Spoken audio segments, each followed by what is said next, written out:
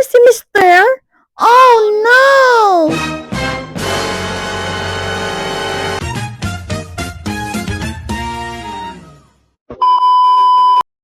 Hala ka! Hindi kaya!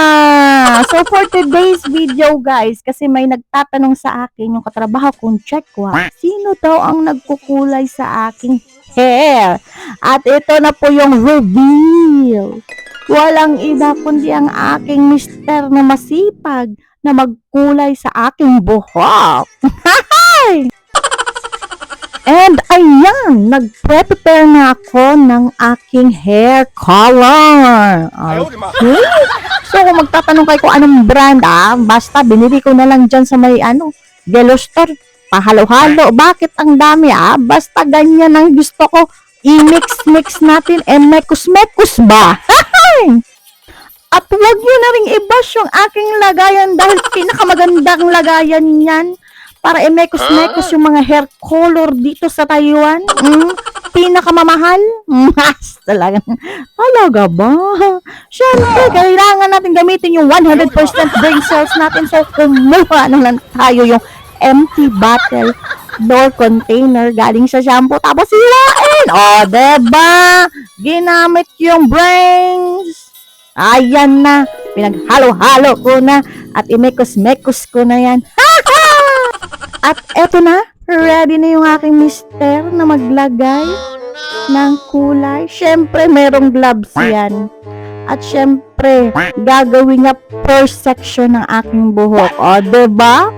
Ang galing ng asawa ko. Kita nyo yan? Ilalagay niya yan sa kamay. Ganyan yan mag-apply. Diba? Professional yan. Hindi yan first time maglagay ng asawa ko. Believe lang talaga ako sa asawa ko dahil every now and then na nagpapalagay ako ng hair color, talagang natututo siya.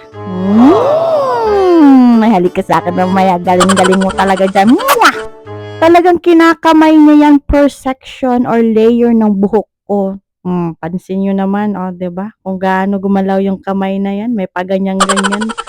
May pahilot-hilot pa. Diba? Hindi na ginamit yung suklay, kinamay na lang. Galing talaga. Ang bilis talagang matuto. Short story lang guys kung saan pinanggalingan, bakit ganyan ka galing maghimay ng buhok yung aking asawa. Nagsimula talaga siya mag hair color sa akin sa Pilipinas. Doon talaga. So lagi talaga ako nagpapakulay, nagpapaday ng hair. Siya talaga doon. Medyo hindi pa pantay pero this time marunong na talaga siya. Ginagawa niya sa akin per layer. Parlor lista yan. So, ayan. Next layer. Kina-cut down niya yan ng 3 or 4 layers. Depende yan. So, magkaiba pa yung harap at saka sa gilid, side by side. So, ayan.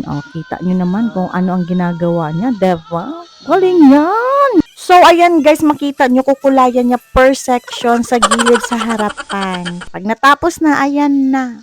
Kinakamay niya na lang para to make it sure na wala ba siyang sablay na hindi nakulayan. Kasi nga, dati, ganun nga hindi pa kasi sanay, pero ngayon marunong na siya. So, yan sinisection niya, ginaganyan. Diba? Ang galing talaga. Diba? Kinakamay niya na lang. Para secure na sure na merong kulay lahat ng buhok. Very good ka talaga dyan, asawa ko. So, ayan guys, kung makikita nyo, iniisa-isa niya yan. Talagang sinisecure niya ba, merong bang baka sumablay siya. Talagang binubuklat niya yan at tinitingnan niya talaga. Diba? Kahit ganyan katanggal yung buhok ko, pero kukulay at may kulay yan. Diba? Masayang banding din namin mag-asawa. So, after ko, syempre, yung natira, syempre may tira talaga sa kanya ilagay. Hindi pwedeng wala din siyang parte ng hair color na yan. So, diba, as a wife, alam natin yan, malaking tipid yan pag nagpa-hair salon tayo. Napakamahal. Pero kung meron kang asawa na marunong maglagay ng hair color, at willing to learn, why not? Diba? Ang laki ng savings natin at tipid. Diba? Budget meal kung budget meal pagdating sa pagandahan. At grateful talaga ako sa asawa ko dahil napaka-supportive niya with it comes to sa ganito, pagandahan. So, wala siyang mga eme, wala siyang arte, wala siyang reklamo. So, siya pa talaga mismo ang maglagay ng hair color sa buhok ko. Kaya, thank you so much, asawa ko. And the result are, oh, diba? Bumagay din sa kanya, oh. Mukha na siyang Taiko. Taiko rin, ma. Taiko ka dyan. Yenan, ma.